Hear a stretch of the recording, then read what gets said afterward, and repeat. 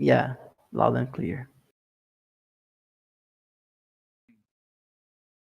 Well, I'm with 400 ping, so I hope it's going to be all right. It's not my fault, that's for sure. We No, have Benny, it's your fault. It's your fault, Absolutely man. not. Absolutely not. It's Yes. ODVB fault. He's vengeancing against the world after Germany got kicked Yeah. by You know, Japan. he's out being drunk and sad and all that, so it's his fault. Okay, it's not Uru's fault then. Man, what a day, guys. The Titans are flying. I'm super excited. I want to talk about No, they're Titans. not flying.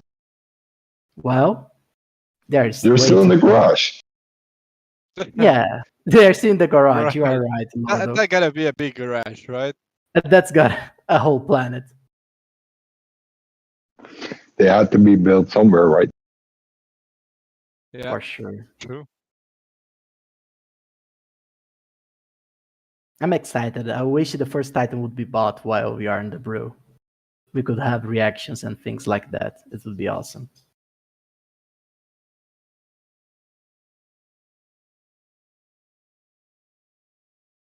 Well, happy that you're so excited.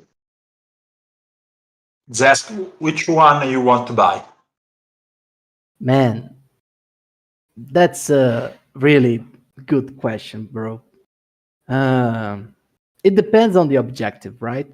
If you just want to steer chaos and go blasting the whole galaxy, I feel the Pierce T1 must be the most fighting inclined Titan of every single one of them, right? Though this guy has so many weapons, so much stuff. He's made for battle. The last 10, he's built to take a huge fleet with it. You know, it's like it's a Jose, moving. Jose, Oh, sorry. you know we have this as a topic, Jose. We Oh have man, this as yeah, a sorry. topic. I don't mean to cut you off, man. I'm No, sorry. no, I'm you're really right, bro. sorry. You're I right, know how bro. you are, Jose. We have known each other for a long time, man. You yeah. I feel the Super Phoenix. Thanks anyway. To give the short answer, but we'll talk about this. We'll talk about So this. the answer was the last one you were going to cover. That was your answer. Yeah. I love you, Jose. I love you. Oh man. I think the Echoes is for party. Yeah, because for partying, Man. Yes. Yeah, man. The echoes would. Yeah, we'll talk about it later. Otherwise, Saint is yeah, going to cut I'm me, going to. Yeah, to yeah, kick me from the server. yes. No, I will never do that. But yeah, guys, welcome to the brew. This is the brew number 40, and it's freestyle and community, and it's going to be probably one of the longest brews ever, since, as you know, there's a lot going on. So we have a few topics for today. So we have community updates in case someone has any updates. We'll open the floor. We have the start sequence initiative, where we will try to cover with you guys and also get feedback from you on the different initiatives that we have in Star Atlas, which are ship discounts, Titan sales, land, and we're going to cover the part of the DAO as well that was included in the article. So if you have literally no idea about what I'm talking about, Dom, maybe if you can drop the link to the Medium article in the Atlas Brew chat. Also, if you guys are new here and you don't want, so to talk, in order to talk here, you will need to have push to talk activated. It's easy to set it up. You just go to settings right at the bottom left. You go to user settings, and in voice you set push to talk, and you pick one button that you will be going to push when you want to talk. It's pretty intuitive, right? But also, if you can't talk and you want to chat, we are not using the chat in the voice chat, we are using the one that is called the Atlas Brew, that you can find it literally above two chats above this one. So you have voice chat, Atlas Amphitheater, and the Atlas Brew. So if you want to be part of the conversation but you can't speak, please just go there and you will find right now a link posted from our community manager Dominic that is about the Golden Era start sequence. So we are going to be talking about that.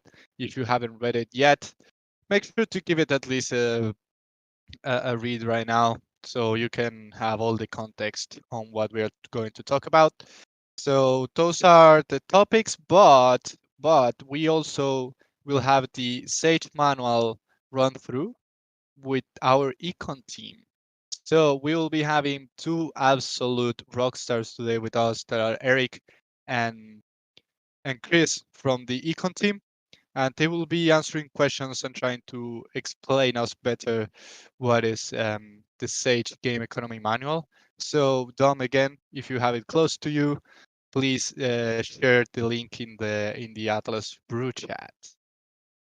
With that said, also the Atlas Brew is a weekly event. Sorry for covering all this, but in case we have new people, it's a weekly event. It happens every Wednesday, and you will find the events created at the top of the server. It also happens in Spanish and in French. So we are going global. The Atlas Brew vibe is It's expanding super cool, man. across the Call us globe. Pitbull, Mr. Worldwide. Mr. Worldwide, Mr. 305. Call me Mr. 305. Yep. So we also have the Brew in Spanish on Tuesdays, hosted by Stick and EO, our Spanish speaking crew. And we also have it in French on Thursdays, hosted by Arthur, Darwin, Winston, and Morpheus. So if you speak French or if you speak Spanish, you can also join the Toast Brews as well that happen. So another thing we do in the brew is we take notes about everything that is said and shared by the community. So you can be sure that your voice is being heard by the team. We basically take notes on anything that is said and we share with the teams inside Stratlas with the different departments. So that's why we have Dom, and Dom is always taking notes. So that is actually pretty cool. What else? What else? Did I miss anything, Jose, Dom? Or did it go through everything? Oh man, feeling good. Feeling good. Yeah, I think you Okay. nailed it. Awesome. Awesome. Awesome. So first, I think since this is the committee updates, I would like to open the floor if there is any community updates that anyone wants to share. If anyone has something going on, I just saw a tweet from the hologram. Very interesting, and I see some people related to that tweet. So, Dom, can you post the tweet in the? I'm going to put them on the spot here since the news are out right now. So looks like the club announced that they might be going for a Titan, and we have Lloyd here. So Lloyd, I'm putting you on the spot, man, real quick. Can you tell us a little bit about the initiative that you guys have going on? Yeah, if push to talk works. Ah, It I works hear you. perfectly. I hear you. Yeah. Okay. Talk to us, Lloyd. Talk to us. Yeah, well, this is a big investment, $1 million. So this is not something that we can do individually. This is something that we hope, as a guild, the club can come together and get one of these Titan ships. And so I put the poll out there. It's in our general announcements. Everyone can see it. So just to gauge a bit of interest, I've got a token being created in the background, but obviously, I don't just want to release something that hasn't been gauged and vetted first. But yeah, let's see how it goes. I'm excited. They look amazing. This artwork, it's fantastic. They look cool, yeah. So yeah, man, thank you for sharing. We just saw the tweet and we're like, okay, interesting. So sorry to put you on the spot like that real quick, man, but thank you for Hey, sharing. no, not at all, not at all. And I mean, I guess if it's multi-faction and the token is open, doesn't necessarily have to be club members. We could maybe come to some kind of like alliance or something like that. And it's all open, I guess. Could be very difficult, of course, to do that. So, but yeah, it could be on the table. Very, very Man, interesting. it's super Thank you, interesting Lloyd. to see the guilds coming up together and thinking of strategies to acquire such an asset. It's really interesting. I'm looking forward to see if Star Atlas decks will be the ones acquiring those ships. This is exciting. This is really a case of like the power to the people kind of thing. It just seems to be too much for individuals at the moment, from what I've seen anyway. So yeah, this is strength in numbers. Yeah, and people are asking the chat. This will be an initiative open to people from other guilds as well, right, Lloyd? That's the idea.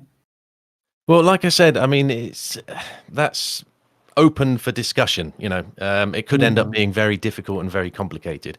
But if the club was to release a token that anyone could buy, then that potentially is the opportunity there. It would be a utility token. Utility for the Titan? Like if you have the token, you have access to the Titan. Like I don't know. Have you thought about that, or are you just thinking about it now? Yeah. That's it. Yeah.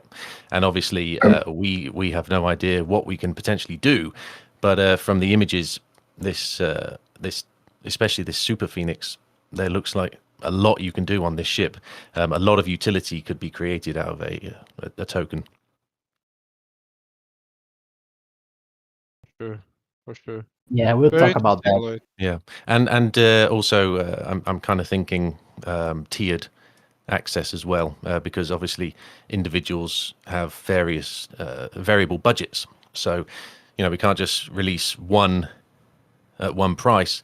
It would be maybe dependent on how many of these tokens you were holding would provide tiered levels, similar to like the tiered claims, I guess, on the claim stakes. Mhm. Interesting. People are We have a asking where is question, the Lordo. poll? Yeah. So the poll is in the club announcements. They have a channel made specifically for it, right? Right, Lordo?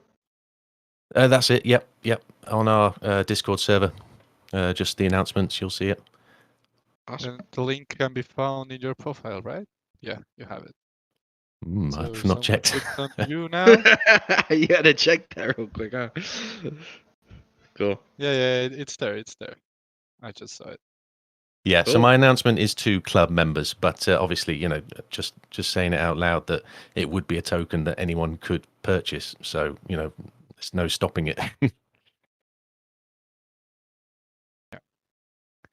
Very cool, man. Thank you so much for sharing. So again, this is we are leaving some minutes here open for anyone who wants to share something that you guys are working on and that you just want to share with the community, get feedback, anything. This is the moment.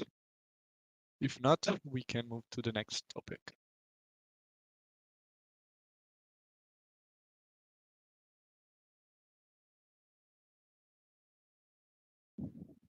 Okay, I guess everyone is a bit shy right now.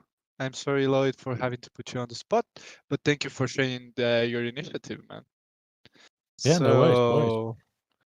Yeah, cool. So now we will cover a little bit what is going on basically in Stratlas and the Start Sequence initiative. So as you know, this initiative has a few different parts. So we have the Titan ship sales, the special ship sales, claim stake sales, and Central Space Station land and habitations sale. So I think we can start with what is live right now, which is basically the special ship sales. So as you know, there are a few ships that had I think it was less than 1% of the initial supply sold. So what Stratos team decided to do is to sell these ships at 80% discount, so you guys can purchase directly from Stratlas, and you will get a few benefits from doing so. And if you had one of these ships before, you will get another one. So everybody gets some benefits from it. So the available ships in this group are the Pierce D9, the Ogrika Sampa, Busan Maiden Heart, Fimble Mamba, Pierce R6, and Fimble Bios tank ship. So yeah, I don't know. I'm probably missing a lot here, but just say I know you are the source of truth right now. So please add anything that I missed for this part. Oh, I think you covered most of it, Santi. The idea is to. I dropped the link in the chat right now if you guys want to take a closer look on everything that's going on. And I'm not sure if you mentioned it, but there will be a special scheme for everyone participating and acquiring ships in this program. So it will be also airdropped to you later as part of your help on this effort at Star Atlas right now. Awesome. Yeah, you will get a special ship scheme for your ships. So if you want to purchase one, it's in the inplay.stratus.com. And also it's weekly. Like you will only be able to purchase at 80% discount this week. So until next Wednesday. And from next Wednesday is 10% more. So the discount will only be 70%. Then week 3, the discount is only 60. Week 4, it's 50. And week 5, it ends. So yeah, these ships are available now at the discount. You can find them on play.stratlas.com. And I don't know, anyone has any comments on this? Are you guys, has anyone bought any? Anyone bought the Mamba? I got a Mamba. I saw a bunch of people get a Mamba actually. That was like the crowd favorite. I also bought Yeah. a Mamba. Nice. Yeah, those are good Nice. chips, like very exclusive models. And I think it's a good opportunity if you are looking for this kind of exposure on large ships and capital ships. They are cool ships. They are cool ships, that's for sure. And also the skin. I don't know if we saw the skin yet, but it's gonna be pretty cool. Going to be I very thought cool. I told the team to make it a crew member with your face, Santi, but I didn't get approval, sadly. You didn't get approval for that? I Who didn't. rejected that, man? I need Uh, to speak with them. They said that they want to make it special, when they launch your Ah, crew member. It's going to be a okay. standalone product. I mean, I saw an initiative to replace the Sunny Yeah, Bank. yeah. Oh, that'll be fun. It will That'll be come with a fun. beaver as well. It's going to be epic. Oh You man. get the crew I member and saw the pet. I saw the tweets, man. I was laughing like really bad. I was laughing a lot of times. It was awesome. It was awesome. Yeah, I see people typing in the voice chat. So we are using the Atlas Brew chat, guys. Let me post it there.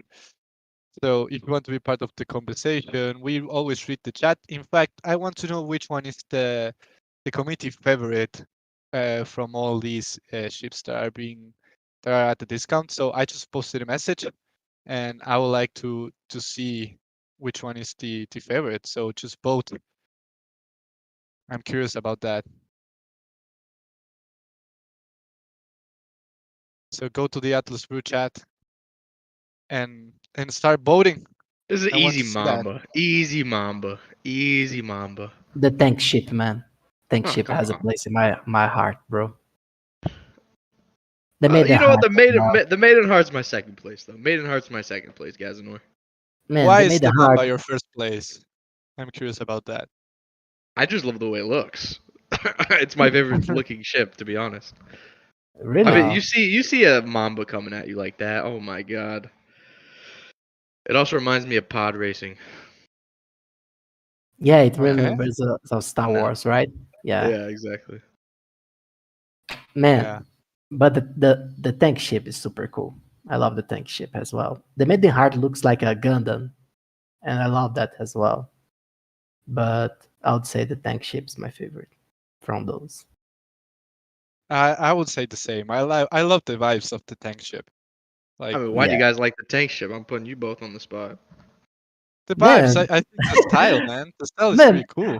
the tank ship is like a freaking giant fuel ship that has 1 billion weapons. What's there to not love this, you know? Okay. Well, it looks like those old age cartoons, you know, where all the guns start pointing to one place and simply explodes whatever is in sight, you know? I love this. It's like the Buster Call from One Piece. That's my memory, you know, when I say it. I love it. It looks super cool. Awesome. It is super cool. It's just Yeah, I got- simple shipping of destruction. Exactly. Yes. It's simply and elegant, you know, the pure destruction. I think the tank ship is a lot of things. I would not call one of them elegant though. Man, come on, bro. You're not allowed to have an opinion, Oni. Oh. Take that, Dominic. The Maiden Heart for me is absolutely beautiful though. Yeah, But the think the Maiden Maiden Heart only Heart- got 3 votes. You didn't even vote for the Maiden Heart, though. I did vote for the Maiden Heart. I voted I for don't see both. your vote. I voted for the Maiden Heart on the Mamba. I'm not gonna lie, I cheated. You cheated. Oh my god. Shame. Shame on Dominic. Shame it. I'll like one representative from the Mamba to say why they think it's cool. But everybody's shy today. Everybody's shy. Oh, people are typing. Yeah, you can type. We're reading. We're reading. Gazanor said the Maiden Heart is like a giant space wasp. Okay. It's a way of saying, I guess. It's you can Yeah. see it like that. Yeah. Yeah. I love that. So, since everybody's shy, I think if there's no more comments about these ships and all the initiative regarding this, we can move to the next one. And this is where we get Jose's expertise. Man, I see Gesner saying, someone tells this beautiful woman next to me that Thursday's a bad idea and just to accept more members. Woman and shiny things. Gosh, look at the Maiden Heart. My lord. Man, the Maiden Heart is a Gundam. You know, love yeah, the- I was actually just thinking that the Maiden Heart reminds me of Gundam. Yeah. Yeah. It's beautiful. It's beautiful. It It's deserves. insane. It's actually insane. Yeah, it's a totally different vibe than every other ship. I love it. Yeah, Wow. I agree. I agree for sure. True. I'm switching my vote. It's Oh, Maiden wow. Heart. Not Mamba anymore. You know, I'm taking it away. God, look at that. Signal convinced me with his picture posting. Yeah. Yeah, man. Bro, imagine if you're just chilling in deep space and you see that coming. Bro, it's That- kind of scary. I'm not even gonna lie. it It is feels like scary. one of the scariest ships. It like towers over you. Yeah. Yeah, I don't. Yeah. Yeah. Yeah. Know your place, peasant. You Oh know? wow. Yeah, or you don't see it coming. True. I bet it's super fast as well. And It stealth, looks right? super fast. Yeah, The Maiden Heart has Yeah. stealth features. true. So, okay. Okay. Let's Okay. move to the next topic, and the hottest topic for today, I would say, besides the Sage Econ team, we're going to speak about the Titans. And we have a person here with us that is a true expert of the Titans. A Oh true my god. a true expert about I did my masters. I did my masters in Titans, guys. Don't worry, I got This this. is how you got hired, by writing a whole thesis on Titans. That is Exactly. actually true. It was one of your articles, right? It was one of my articles, yeah. It was one of your articles before getting hired by Sir Atlas. So gotta Yeah, respect that, Jose. I respect that, man. I yeah, respect guys. that. So, whew, so Titans, they are now in the market, and you can find them at the discount as well, 80%. So week 1 is $1 million, and then week 2 is 70%, 1.5 million. Week 3, 60, 2 million. Week 4, 50, 2.5, and after that, no more discounts. So we have 3 Titan ships for sale right now. We have the Pierce T1, the Boost and the Last Stand, and the Female Echoes Super Phoenix. So we have 1 mod, 1 Oni, and 1 Echoes ships. I don't know if we can call them ships. Can we call them ships, Jose? Is it okay to Man, call a Titan a ship? yeah, I feel that it's an understatement, right? They are more like flying planets. I think it would be more proper to call them this way, because, well, it's a quality leap. When you get to the Titan level, a lot of things changes. I mean, we are going to go through everything that I have perceived about them. I have been looking at the stats of the ships, and I feel there is a lot to discuss about them. But first, Santi, I would feel that it would be fun to see which Titans the community favorite. I mean, Let me put that together, Jose, for you. yeah, we need this vote. We need I this want to vote. I want to start by addressing the The most voted one or the last yeah. the least voted one? No, Okay. let's go with the most voted one for the Okay. people. Okay. Setting up Steady, the Santi. poll, Jose. I'm steady. I'm steady. Yeah. Give me 1 second.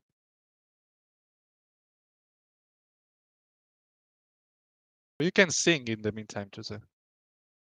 We can sing. Yeah, you can sing something. Hmm. Okay, I posted. You're Oh man, safe. I was getting started, bro. I'm joking. All right, let's Okay, see. so now you can vote. Now you can vote, people. I just posted the message on the Atlas Brew chat, and wow, the Super Phoenix is it's taking the lead. 13 votes right now. Yeah, man, I can see why, right? Wow. Wow. It's taking the lead. Well, so Jose, I think we have a clear winner here. Yeah, let's start talking about the Eco Super Phoenix then. Uh, First of all, some considerations. Uh, every Titan was designed to be like a predator in space, right? Those ships are the culmination of the efforts of entire civilizations. And when we have them in game, they will be something that's it's nearly impossible to build. I figured that it would take more than a year to assemble all the pieces and all the work that would be necessary to get a Titan going. Aside from the millions and billions of quests and materials that would be necessary to build something like this, right? Because, like we were discussing a few brews ago, every tier of ship is a quality leap from the previous one. You need to acquire more materials, rare materials, and as you can imagine, Titans will require only the best of everything that we have here. Okay, so they are huge and they also require the best of the best. Exactly. And when we start seeing the Titans, we start to see why it requires so much stuff, right, to build them. I mean, when you are talking for this about the Super Phoenix, for example, you need 134 crew members just to keep the ship floating. You know, it's Wow. a massive number of people that is required to keep the ship fighting and doing its daily activities. And the cool thing is that once we have the game going, players would be able uh, to micromanage every aspect of the ship. So if you want to be the engine crew member doing the repairs on the engines of the Titan, you'll be able to do that. If you want players from your guild to do those activities, this will also be a possibility. So by nature, the Titan ships employs, under quotes, a lot of people. It requires a huge ecosystem to exist. And when you see the Super Phoenix, I feel that this is going to be the biggest ecosystem, private ecosystem in Star Atlas. It's the biggest Titan from all of them. He has like 5 kilometers of length, 2.2 kilometers of height, and 1.1 Wow. of width, if I am not mistaken.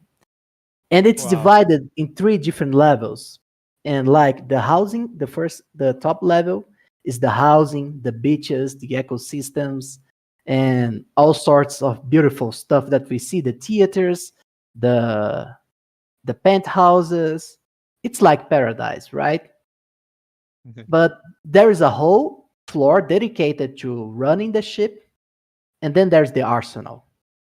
And this guy, he has the biggest arsenal in terms of siege power.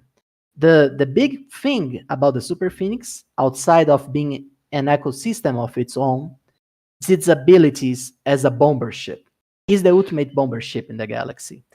He can fight with 7 different bomb bays, and one of them is Titan sized. So if this guy gets anywhere close to a space station, man, I don't want to be in the way. I don't want to be near Wow. the space station. It's going to be blasted and exploded in a matter of, I don't know, seconds. Wow. It's absurd. It's absurd, Santi.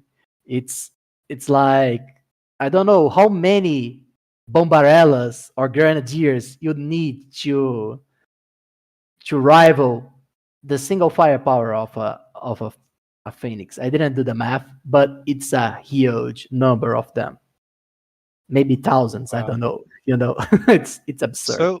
So the logistics inside a Titan are going to be complicated, to say the least. Yeah. Signal is saying that he did the grenadier, the count for me, the math, and he said 730 grenadiers. Wow. And this guy, he's flying solo. This guy is flying across the high risk zone. This guy is running whatever he wants. And if he finds Yeah. a structure that he wants down, he'll see the structure down, So yeah, the first part of the perks of having the Super Phoenix is the power to lay siege and destroy pretty much any star base in the galaxy of Star Atlas.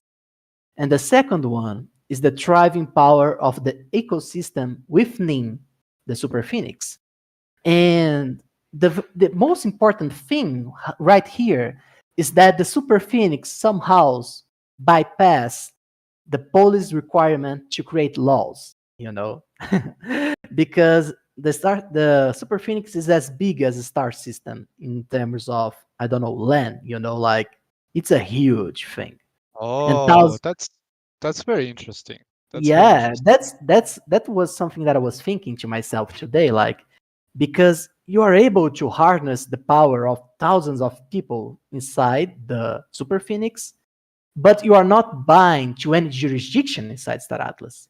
You are your own star system inside the ship, Wow. and you can create all sorts of things inside your Super Phoenix. Like, there will be, of course, residential areas. There will be commercial areas.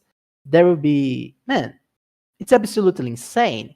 I mean, I figured that you'd need spaceships just to go to one point of the other of the Super Phoenix, Yeah. and Yeah. this generates a economic ecosystem of its own.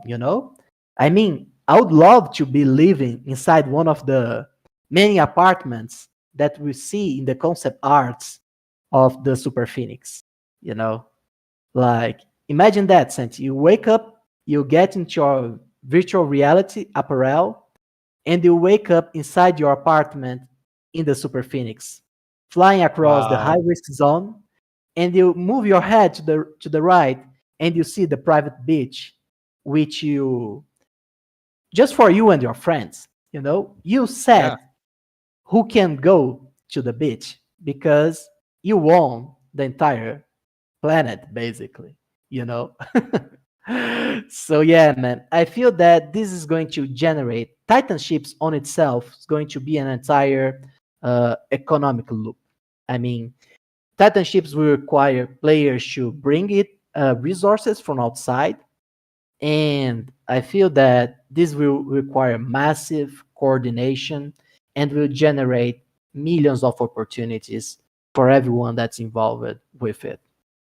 And not to say about all sorts of soft powers that come with the titanships, right?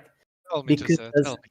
Talk to me. yeah, imagine that. Like for example, if you decide to park your titanship on the supply routes of the other faction, what are they going to do? True. Cry. You know, you are I, that's an embargo on a whole star system just using one asset. You know, and the Titan ships, as you guys can see in the items details on the marketplace, it has the ability to, it has the warp drive of a Titan. So I imagine those guys, while expending a lot of fuel, they will be able to cross the universe very, very fast, which is an ability that surely will cause problems for those facing them. You know, I mean, they are another level, Santi. I mean, yeah, I no, like no. it's it's a very unique asset in Star Atlas, and the cool thing about it is that it allows you to play with every aspect of the game by itself. You know, because you have a political influence, of course, and wherever you park your Titan, you are practically unbalancing the whole politics of the Star Atlas metaverse. I don't need to talk about the military aspect, right? Because those things tear down whatever is in their ways. And the the economic aspect, right? Because those are flying fortress that can go anywhere in the space unmatched, you know? Like, so yeah, if you want to do a mission to get rare resources, your best bet is to have a Titan supporting you nearby, you know? And I foresee that in the future, people will be hiring Titans to provide cover like that. Or maybe to create zones where trading and very special resources can only be found in those uh, on those Titan ships. You know, like for example, if I was the owner of a Titan ship, if I wanted to to acquire rare resources, I would park my ship there and don't let anyone else grab it, you know? And I Yeah. feel that this is something that's going to happen, you know? Like maybe you only be able to acquire certain resources in the marketplace of certain Titan ships. And this will drive a whole other economic loop of people uh, flying across the galaxy and gathering relics and special resources from Titan ships and bringing them to the common marketplace, you know. So the existence of the Titans, it impacts our ecosystem very positively, and they are super cool. That's it, you know, like Yeah, no, I was thinking about the aspect that you actually don't need like governance unless you want it, and you're the Titan owner, right? To be able to run it.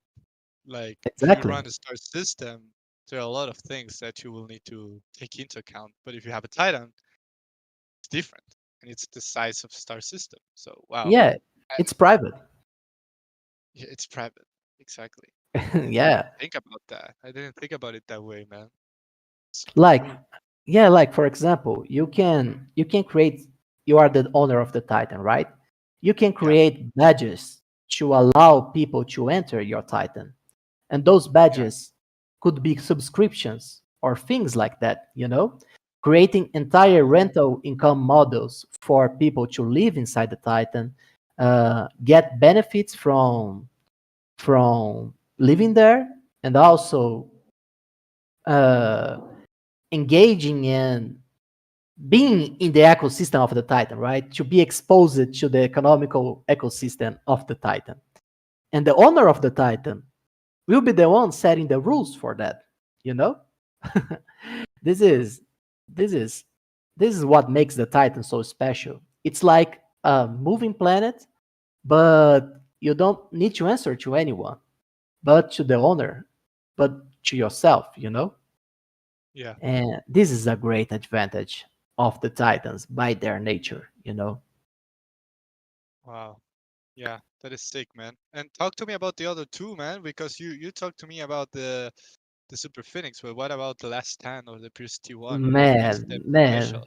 I don't What know makes the which. T1? The T1 is special. Tell me. Man, the T1, the T1 is absurd.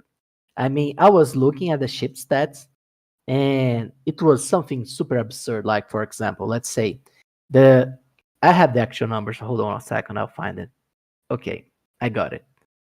Oh, The T1, it has 173 modules and components, right? yeah. From those 173 modules and components, uh, 162 of them are weapons. Wow. you know, remember what we were just talking about uh, the the tank ship? It's like the Yeah. tank ship, but with a lots Asteroids. and lots of asteroids. If the T1 decides to fire all his bullets at the same time, I mean, I think there is not enough. I don't know. I don't know how much ammo would be required for you to run a full barrage of the T1. You know, it's simply absurd. It's a ship that's like, guys, I'm here to destroy whatever I see. He's a fighter. Wow. He's the ultimate fighter in the galaxy. Like, if you are looking for offensive, if you are looking for strength, if you are looking for destruction, the T1 is the ship that will basically turn entire planets to dust. I mean, this is how I perceive it. You know. Wow. Yeah, man. That's I, super I have sick. one more. I have one more question about Titans. One more question, Jose. If you could, if the Titans were rock paper scissors, what power does each Titan have? Like, what would you equate to each Titan in like one sentence? Yeah, the Super Phoenix, its focus and power is siege and ecosystem. So yeah, that's what he's designed for, to terraform a whole planet. Okay. If we are talking about the T1, its main power is offensive. I feel that he'll be the one destroying other fleets in the galaxy. He's a fighter. He's there going on. He's going to destroy ships and fleets and freights. And if you have a problem, you call your T1 and he'll destroy whatever is there. The Busan Last Stand, which we didn't talk about, and is super cool. It's first of all, it's the first Titan ship, right? He's the most legendary and most important ship in the story and lore of Star Atlas. And the cool thing about Busan is that it's focused on fleets, bringing fleets and deploying armies around him. If you see the stats of other ships, of other Titan ships, he's the one that got the most drone ports, missile base, and hangars. So this guy, he's already a massive force on himself. He got the Busan overall technology, so he'll have good stats in terms of stealth and other things. But he's also bringing 15 commander class hangars wherever he goes.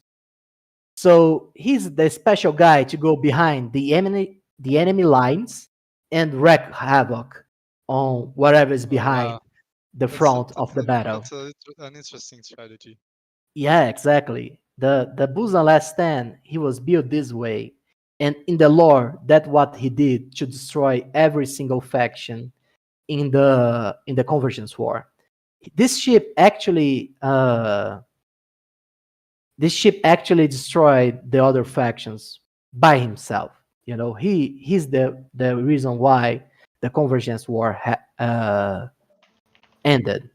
So yeah, guys, those guys, they are badass, you know, and each one of them is focused uh, on a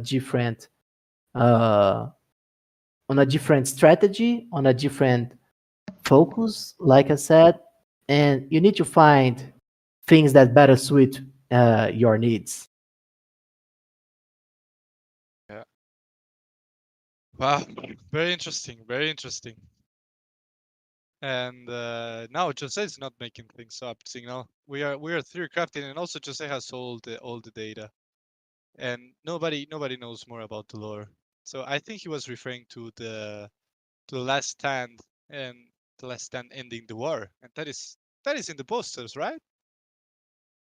Yeah, On the the Convergence War, the Titan, it actually was constructed, and there's actually an event in the timeline of the Convergence War where this Titan wipes out the last mud planet in the high risk zone, you know.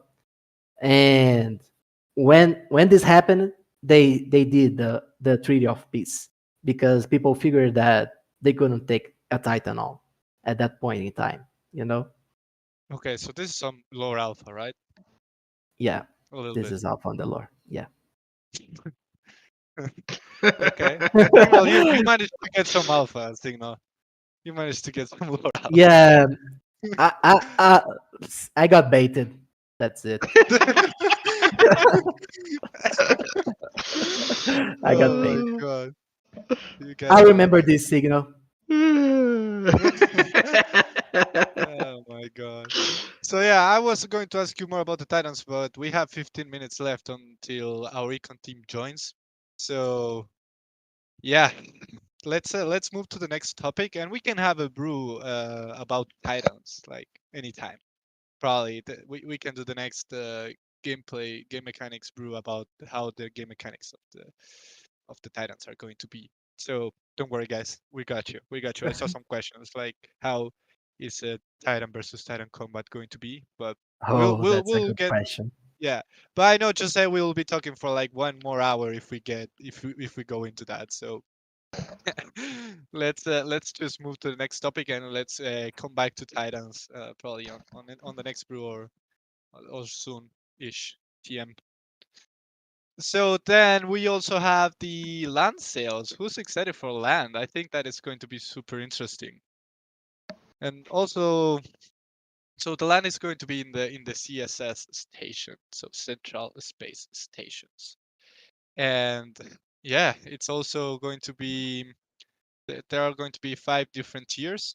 So you have claim stakes tier 1, tier 2, tier 3, tier 4, and tier 5 from common to legendary. So it's going to be very interesting. So yeah. Yeah, Oh, man. I actually got a little bit confused. I got a little bit confused. So we have the claim stakes, then we have also the Central Space Station land claims. Two different Exactly. things. Yeah. Two Mhm. different things. Two different things. I'm sorry, guys. So talk to me, Jose, about the claim stakes.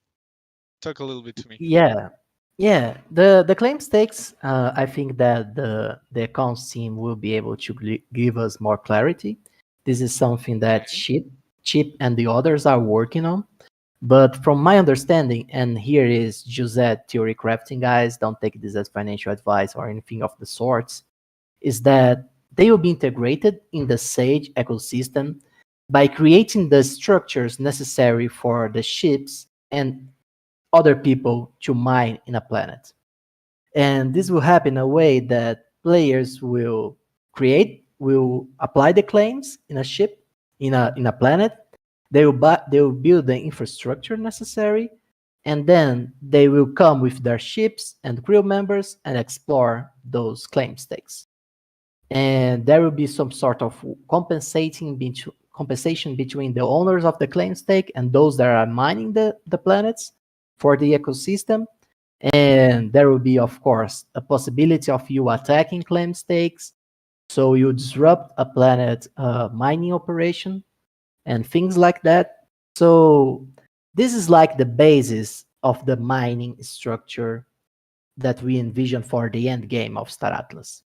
You Awesome. know, So like it's building the infrastructure of our galaxy, and the claim stakes are like the fundamental stone of each one of them.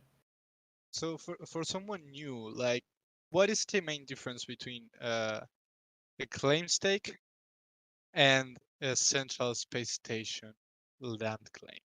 When we are talking about claim stakes, we are talking about colonizing worlds and planets on the galaxy of Star Atlas. This is Uh-huh. this is like the starter pack for making a world functional in the Star Atlas economy. So you go there with your claim stake, you set it on the planet, and this allows you to start building infrastructure in that planet to acquire resources, to have people working on them, and all sorts of things. When we are talking about the Central Space Station, we are talking about a plot of land inside a huge, massive mothership that belongs to one of the three factions of Star Atlas. And there, what's being auctioned right now is 10% of the residential area of those space stations. So there, you'll be able to buy yourself a house in some of the most premier places in the Star Atlas metaverse, right? So it's literally So the safe zone, right? The central space station yeah, is the safe the zone. the central space station is the heart of the safe zone, right? Okay. uh, it's like it's right in the middle and it expands in a circle around it, so you'd say that this is the heart of the political power of each one of the factions. And who knows, you if you buy a house in the in the central space station, you have neighbors like the faction leaders and people like that, because this is where the central powers of the factions lives in. Okay. Okay. That is super cool. So the land that is going to be sold is the land that is basically, you can compare it to the city center, for example. So Yeah, it's like where all the commercial activity probably will happen. We're theory crafting here, but it's where yeah, the commercial side of things and the like activities in the safe zone are going to happen. It's kind of like that center, that hub. yeah, it's the safest place in the galaxy, right? This is where I believe most of the guilds will have their headquarters. This is where some of the institutions in the Star Atlas galaxy and NPCs and guilds will have their headquarters. So yeah, it's the place where economic activity will be more normal or safer, if you can say it like that. Okay. I see someone asking in the chat about the space stations.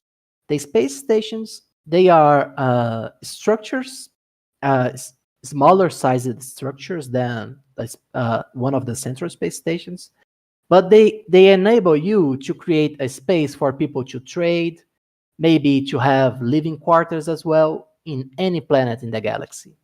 So they will be linked with a star system, and they will create infrastructure necessary for trading and all sorts of stuff to happen. This is the current utility of the space station, which doesn't mean that something else should become in the future or might be reworked. But this is the current status right now. Awesome. Awesome. Any questions regarding claim stakes for Central Space Station land claims? So it also will work in waves. So the land is going to be sold first wave 2.5% of total land, 15% off. Wave 2, 2.5% of total land, 10% off. Wave 3, 2.5, 5% off, and wave 4, 0% off. So Yeah, I would I also. may, So please go on, friend. sorry, I may have missed it, but do we have a price on those assets? This price is coming soon, friend. The account team is defining and sending, and they are discussing this. And as soon as we have clarity on this, we'll publish an article with plenty of time in advance for you guys to have all informations about it. Yeah, two questions. One, are these land claims and, well, in general, all the structures, can they be destroyed like the ships and, their inventory being taken away or not? This is my first question. And the second one is, these lands which are inside the safe zone, what are the use cases? Can we do anything with them? Can we program anything inside them, to use them for something, maybe earning some income? Uh, Awesome questions. And for the first one, the claim stakes and all the planets outside of the safe zone, they are bound to be attacked, destroyed, and looted. So it's the same rule of the ships. You won't lose your NFT, but all the resources stored in the planet would be open to loot by the one that destroyed your claim stake. And another point that I would love to add here is that the better your claim stake, the best is the efficiency of all the operations inside the planet.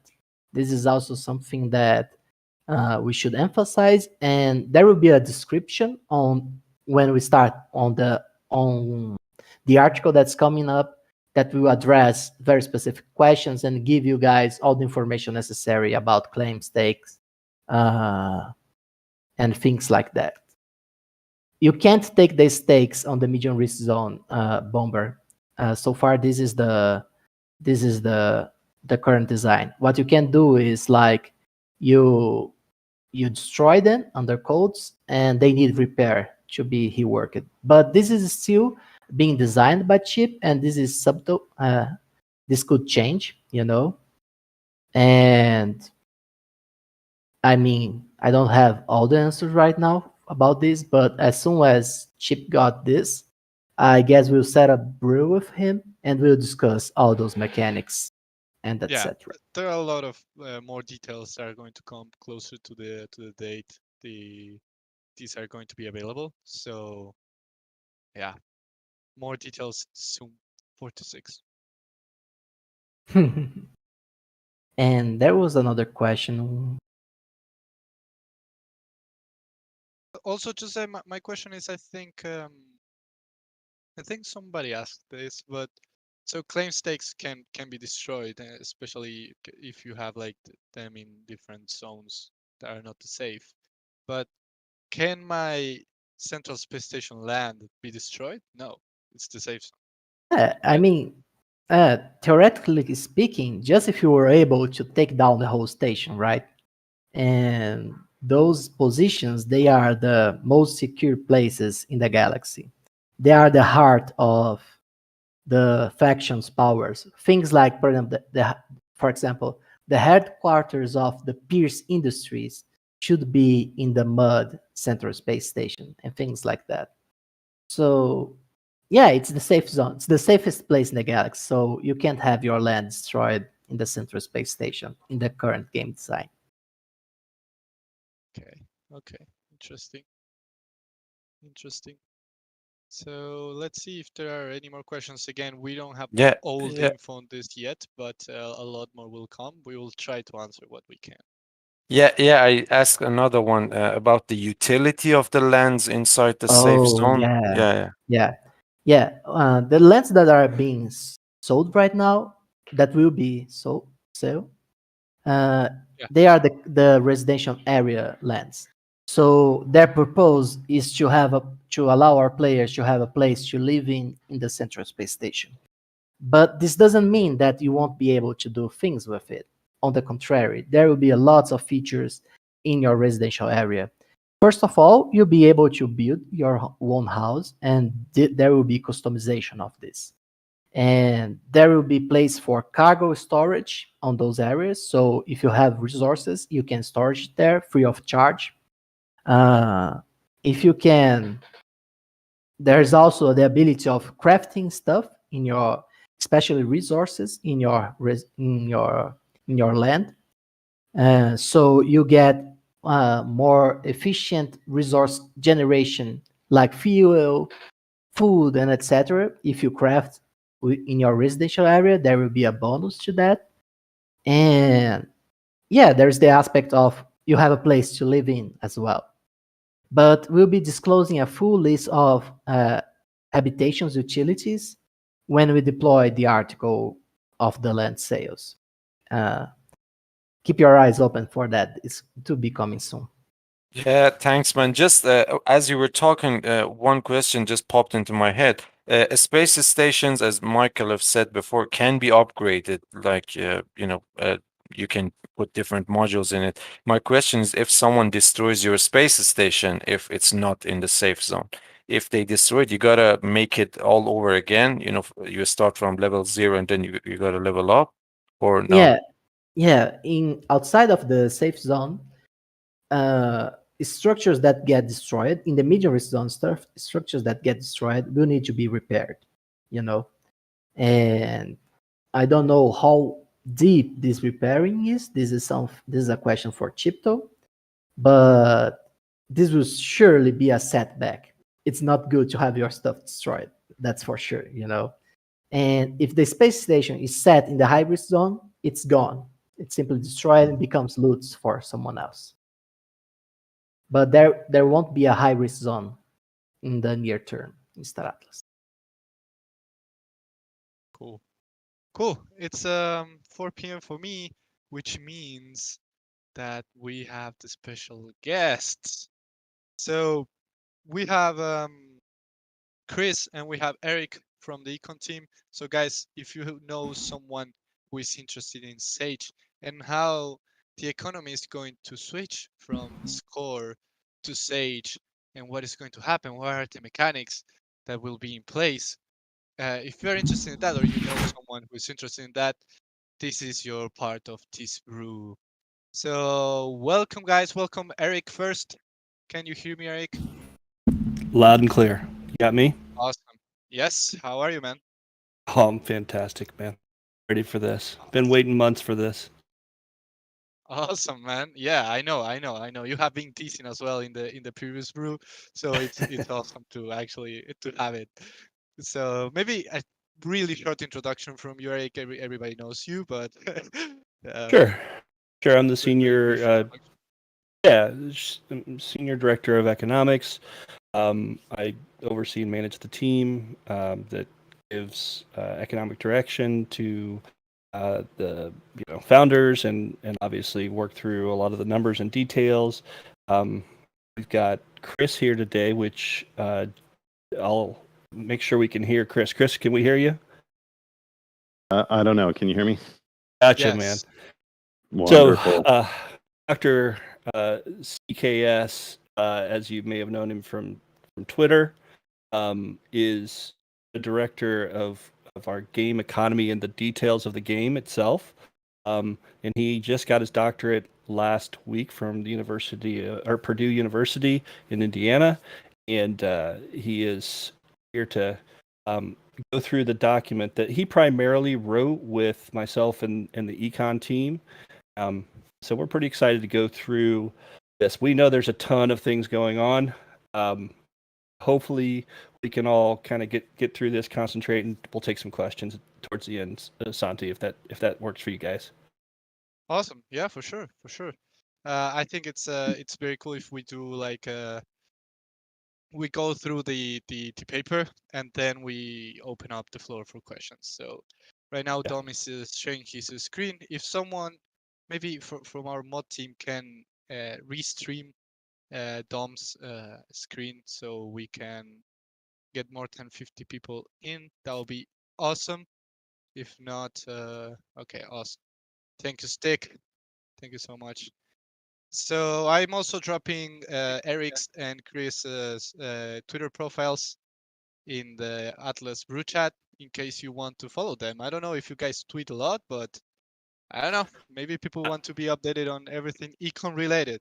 Mr. Atlas. I tweet follow when them. I'm excited for stuff that I can't talk about that I know is coming that you guys are going to get excited about. So it's a lot of like excitement from me on the progress we're having, and eventually you guys catch up to it.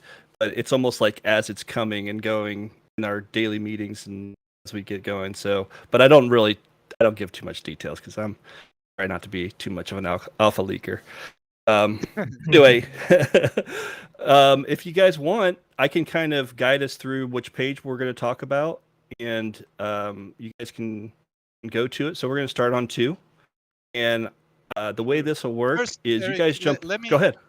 let me ask you just a quick question, and it's Hmm? mainly about the objective. Like, what are we looking at right now? What is this? Go. Kind of Okay. like general question. Sure. So this is about 6 months probably to 6 to 7 months of work between ourselves, game design, and lore, Jose, and his crew, and making sure that the economics matches to the gameplay and matches to the lore is kind of the overarching. And but the purpose of this is it's going to be a living document that we will be updating as we go through the testing portion of Sage. And what the balancing of the economy, which Chris will get into, is very important.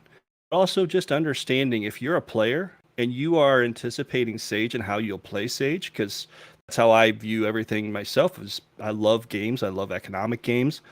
I want to know the details as best as I can know to prepare for a game I'm going to play. And so this is our best chance to go, all right, as we understand it right now, as we have developed this alongside gameplay, here is what we see currently. Let me emphasize that. This is a current document as we see it today. We are going to get feedback from your testing. We're going to get feedback from social media guys. We are going to watch the data, see how you play the game. You're going to, in a way, while you're in the testing mode with us, you're going to be testing or showing us how you intend to play the game so that we can balance the economy from the get-go. That's the purpose of this, is to say, here we are, here's what we see, here's what we're building. We're not there yet, meaning Sage mainnet next year when it goes live and it's the real game and we're all playing for all the Atlas in the world. We're trying to prepare, explain the game ahead of time. Awesome, man. Thank you. Thank you. Thank you so much. So now we have the streams going on, so you can guide us through Okay. everything. Awesome. We're all Jump in anytime you need to, Santi. Okay, Chris and I can get deep into this stuff when we talk. So this is probably going to be a little bit like our meetings. So welcome to the way we operate and talk. But all the work's done for us on this, so it's kind of easy. All right, Chris, what do you want people to know on page 2 about the introduction? Is there anything on this page that you want to emphasize? On the table of Introduction. contents. On the introduction, just we talked, yeah. Oh, anything in there that we talked about in the introduction that was important to you? I mean, the introduction is pretty straightforward. We're just really kind of outlining the phases of the document are kind of the important part. So we start with this score versus Sage comparison, and we try to really go through all of the specific the specific changes that you're going to see from like your Atlas emissions all the way up to what are some of the impacts that Sage would have on score.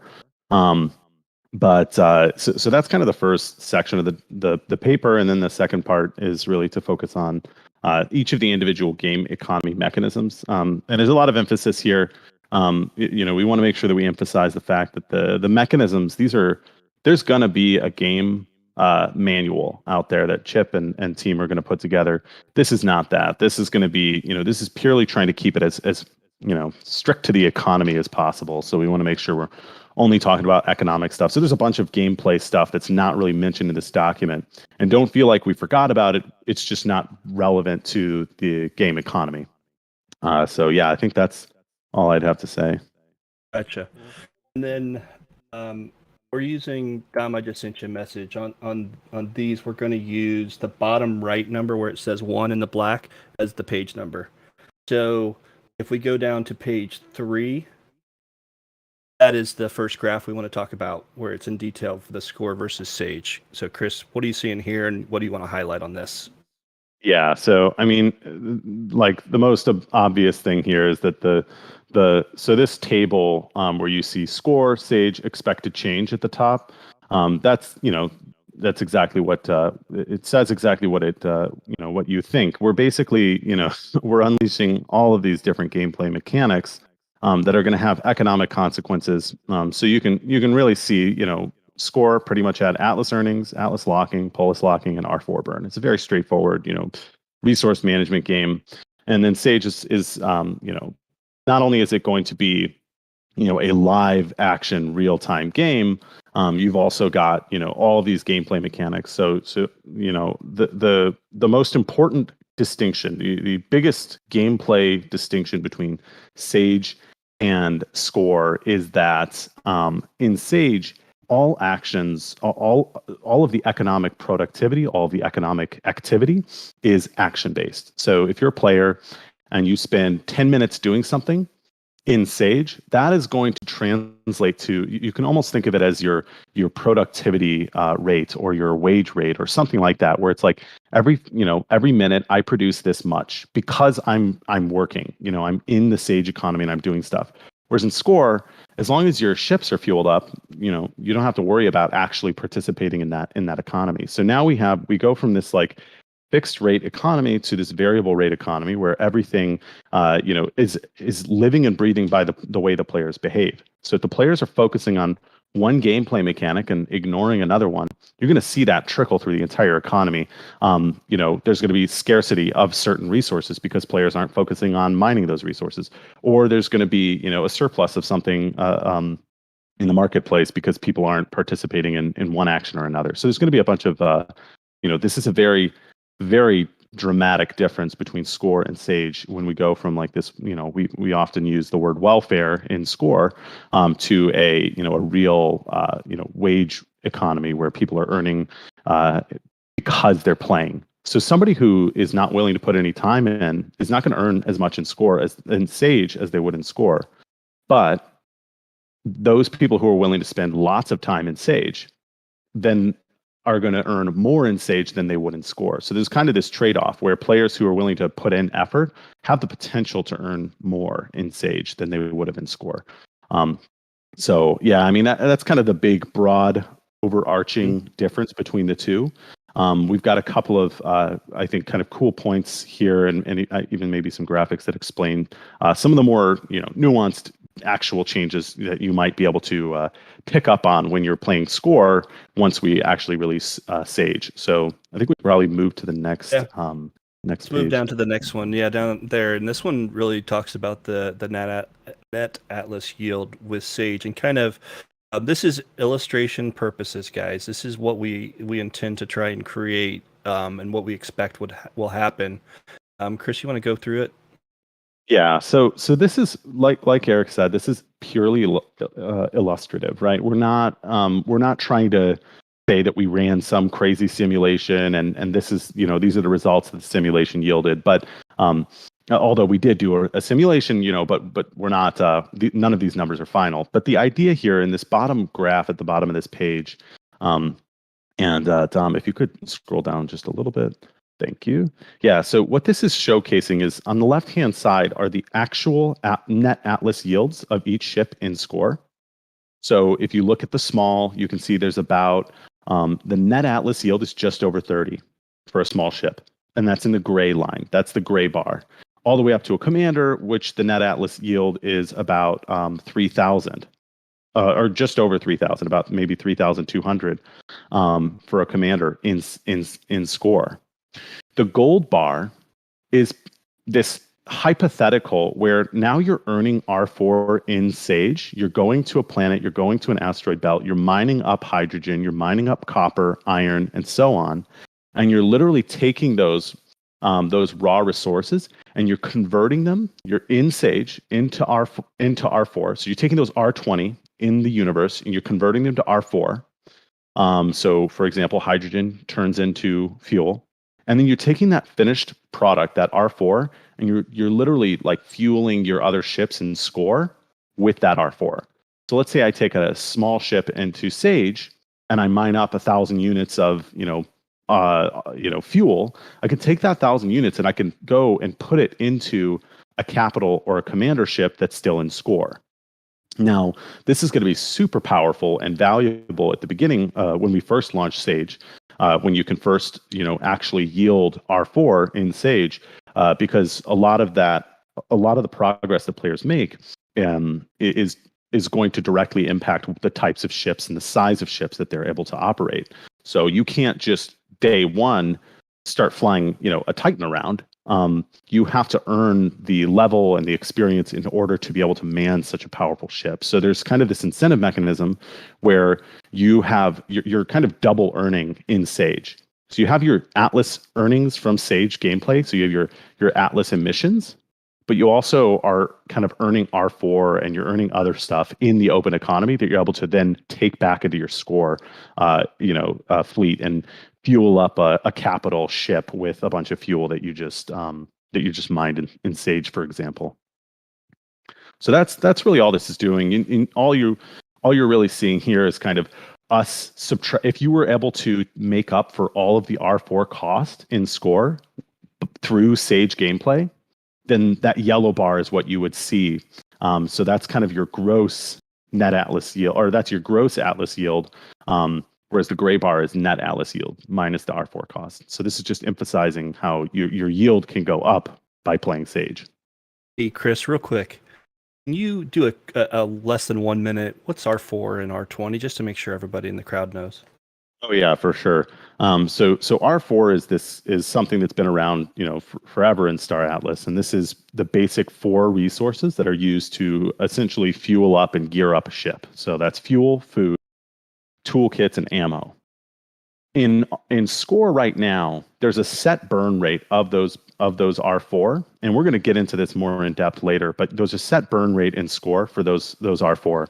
When we move to Sage, players are going to be able to mine what's called R20, which I don't even know if there's still only 20 raw resources, but you can think of R20 as raw resources and R4 as like these fuel resources. So basically, R20 is used to create other final goods. So you can use R20 to create starbase upgrading materials, or you can use R20 to make R4. So yeah, that's kind of a distinction that's important to make at this point. R20, more advanced goods, more advanced in there. So yeah, that's essentially what it is. Let's stop here real quick. We've went through a couple. Dante, bring you back in here. See what you're thinking. Sure. I just want to know if there are any questions from the community related to this topic before we move to the next. You can unmute now, or if you want to post in the Atlas, I can read it and just share with the guys. If not, we can move. Yeah, I got a question for you, Santi. Yeah. This is directed to so if we are staking our ships or fleets in score and say Sage just began and we have to unlock obviously larger hangar spaces to bring in larger ships, what are all the ships still going to be, like you say, double earning? Are they still going to be sitting in score earning emissions while you bring in your obviously XXS ships and start building your LP to upgrade your slots? as you pull the ships in, do they still remain in score, and then you're still using them in Sage to raw, like say you're mining or doing something in Sage? Will you be able to fuel them like double? So Eric, do you want me to take this one? Go for it. This goes back to our kind of a bigger, more detailed, kind of within our department plan from score to Sage. We have kind of this multi-step plan, and one of those steps is really just to create zero friction for a player moving from score to Sage. We want there to be no reason for you, if you've got a bunch of capitals or even a bunch of larges. We don't want there to be any reason that you're afraid to move those ships into score. So we're coming up with, we basically have a, and I won't say too much on it because it is pretty internal at this point, but basically there will be no difference in your earnings. There's going to be a stage when you can move a ship from score to Sage, and you're going to be earning the exact same score rate that you would have been if you had left it in score. And then we're going to move slowly into that, into more the effort-based, LP-based Atlas emissions. So yeah, you're not going to have to worry about losing out on any earnings for ships that are pulled into Sage. That said, we're not going to do double earnings. So you're not going to be earning score emissions, and once Sage emissions are online, Sage emissions also. So there's going to be there will be you're either or. Hopefully that answers. We want it to be your choice on what game you decide to play, and then as we build up the size of the economy in Sage and everybody starts to play it, and we want you to feel invited into that because it's a growing economy that you feel like you belong into, and it matches the size of your fleet. And then as we build that up into an even larger down the road, then we start to slowly maybe deprecate score and say, okay, now everybody is playing the game. So it's a gradual, delicate is what we put in the paper. We understand. We are thinking we don't want to rock the boat. But we do need to make a transition from a guaranteed reward daily if you stake to gameplay. It's real and fun and entertaining and takes all of us to play. Does that answer your question? Kind of. Like, okay, I just want to clarify a few things. Like, maybe I need to restructure my question, but so what I was asking is, I understand that, like, obviously I wouldn't be double earning, and that's, I guess I should have phrased that a bit differently, but like, what I'm saying is, say, okay, just for conversation's sake, say a guy's got two commander ships, capital ships, and he's only got like one small ship.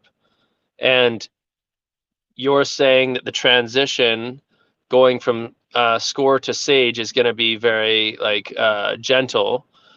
But from my understanding is that you can't just pull the commander and capital ships in straight away. You need to build it up over time with a smaller ship.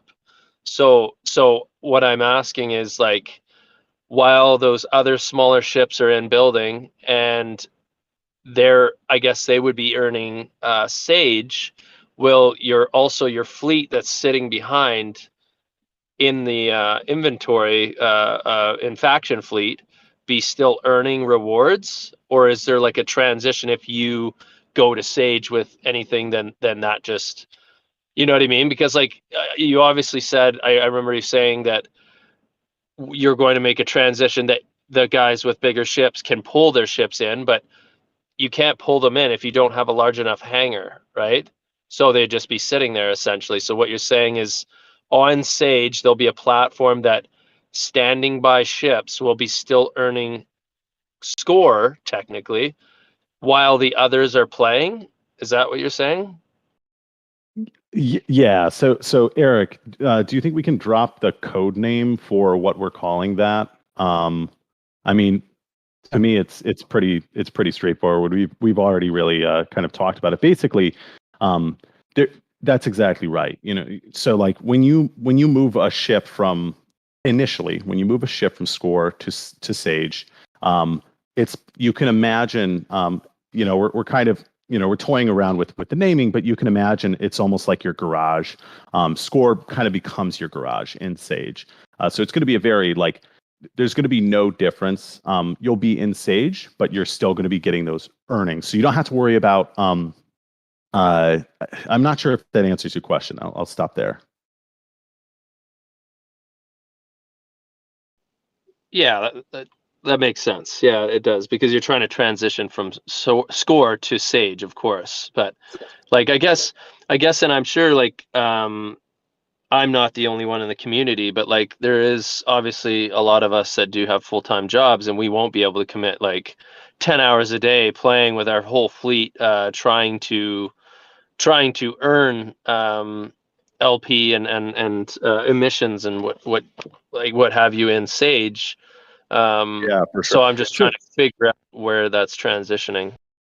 Yeah, so that brings up a bunch of really important points. I think the first one is that at the end of the day, a lot of this is a game design decision, right? It kind of depends on how how committed do the game design team want to be to this concept of play to earn. From our point of view, we want expected emissions for you, a player with a bunch of big ships, to be the same in Sage as it would be in Score. So the idea here is like, and I think I mentioned this in the paper, and obviously the numbers here are very early, but there's a distinction between economic productivity within the game. How efficiently can you mine something? How efficient are you in battle? And your actual Atlas emissions, right? And eventually the Atlas emissions curve will run out. We all know that that's going to happen someday. The way this works is that the productivity in game might be 1 to 250 in terms of extra small versus commander. But in terms of Atlas emissions right now, it's more like 1 to 4,000. So we're going to make sure that those players with big ships are properly compensated, so that it doesn't. There's not going to be like all of a sudden a bunch of extra small players running around earning more than a bunch of capital commander owning players. So obviously, there's a bunch of mathematics that goes into that, but there's also a bunch of data that goes into that. We know what the equation looks like that will balance. Here is how much you give to this person who has a commander in order to maintain their score emissions for their effort. We do want there to be this effort, right? We do want to encourage effort. It's not economically productive to let people do nothing and earn. But that's all in that's in the Atlas emissions curve world. The Atlas emissions curve, if nothing changes in terms of as long as as long as the DAO doesn't vote to extend the Atlas emissions curve, it will run out eventually. And then we are in a full-on, free market economy where your actions are going to produce some output, and you're going to sell that output on the secondary market, or you're going to go blow somebody up. You're going to take that loot, you're going to sell it on the secondary market. The market is now going to become where value and wealth is generated. Because eventually the Atlas emissions curve will run out. So there is a distinction between, your productivity in game and your Atlas emissions right now. So the ratio, I guess, your earnings, your Atlas earnings will be equivalent to that of Score, while your, mining productivity might not be, or your damage output might not be. Because it's important that we keep people's, financial, everything financially, straight. But then the gameplay is gameplay. We want it to be fun. Yeah, no, I totally understand that, and that answers a bunch of my questions for sure. Like, I guess the only like real thing that it would be nice to see is that, like you say, people that spent a good amount of money investing and stuff like that, and coming into Sage, should be like, it obviously should be rewarded more heavily for less time in the game too, right? Like just thinking about it. But Yeah. Yeah, Your ship is gonna. Your ship. So Mandalorian, wonderful questions, by the way, man. Exactly what we want. We hope to get it from this is people thinking with us on how it's going to actually work. And we've been in this world mentally in Sage, and what we see is your time, if you've got better ships, obviously is going to be more potent in what it does. So the rewards will be higher. You'll also be able to do different things that maybe a small ship couldn't do because of your abilities of larger ships. Okay, so there's all kinds of different ways that we anticipate you'll be a winner. But the one thing I did want to make sure that everybody's aware, there will be losers too. If you don't make smart decisions, if you go into the wrong territories and don't have proper thoughts, if you're not good at economic games and think it through, you may not be as good as the next player who's going to have a better reward. Time is a part of it, but also if you've got a good fleet, that obviously is a part of the component. So, thanks for your questions, man. I think we need to get back to the document if we're going to get through some of this stuff. Is that good, Santi? Yeah, no, man, you're totally good. I know we have a lot to cover here, so let's keep it moving. Yeah, for sure. Okay, I appreciate it. Thanks, guys.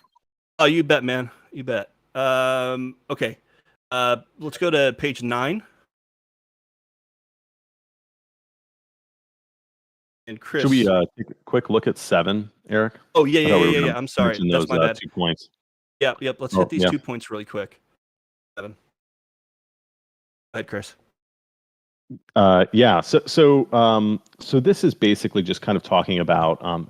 If you could scroll up a teeny bit, Dom, just so I can see the title and make sure I'm in the right place mentally.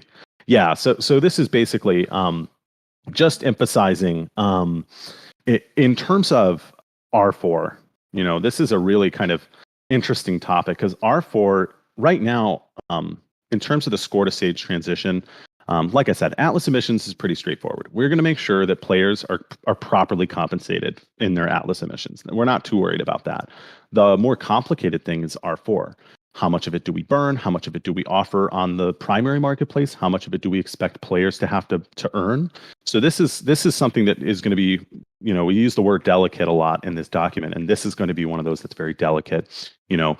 When we first start off, if we eventually want the DAO to not supply R4 to the market, we want players to supply R4 to the market. We want players to have the power to shut down R4 production. If you want to strike, you can strike and not produce R4. So you get all of these very interesting economic consequences when you put the production of R4 into the hands of the players as opposed to the DAO. As such, we want to eventually cut off. We eventually want it to be the case that the DAO is no longer providing R4 directly to the market, in infinite supply. So this is one of those first things. This is one of the really important kind of things when we say the word deprecate score. It's a very, very scary phrase. But what we're saying is, okay, first of all, we're going to stop selling R4 directly to the market in infinite supply. Maybe we start to pull back on the supply. Maybe we increase the price so that it's more tempting to go pay an R4, a Sage player to get your R4. So then Sage becomes more profitable because you can sell your R4 for a higher price. And then this second, so that's the first one, this R4 thing. And then the second one is this Sage Atlas emissions. Sage Atlas emissions are going to be very much in line with Score Atlas emissions. The only difference is now we are going to try to account for the effort. If you've got a capital and I've got a capital ship, and we both go into Sage and we do this and we do the exact same activity, we get the same Atlas emissions, and let's say it's equal to Score. If somebody else comes in and they do 90% of the work, they're going to get 90% of what we got. So they're going to want to stay in Score. And then if there's somebody who's willing to do more work than us, they're going to want to come into Sage because they can earn more in Sage. So, that's one of the other huge differences. Eventually, we're going to shut off the Score Atlas emissions because we're going to have, this effort-based, gameplay-based, LP-based Sage Atlas emissions schedule. So those are the two biggest kind of things in terms of, this deprecation of Score, so to speak. we are only talking about the economics portion of that in this game manual. The game design guys are going to just say, hey, it's a lot more fun to play in Sage because there's more activities you can do with your friends. You can you can have all kinds of different gameplay scenarios. But specifically to this point, this is very important that we will eventually, and maybe not the first thing we do, guys. This could be gradual, delicate. We don't want to scare the economy. We want to transition the economy. So let's move on to the next one, which is 9.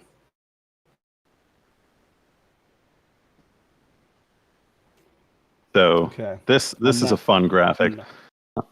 Oh, sorry, Eric. What were you Yeah, saying? I was just gonna say maybe hit on this one if you could hit on what the difference between richness and hardness is, and then also maybe usefulness and resources.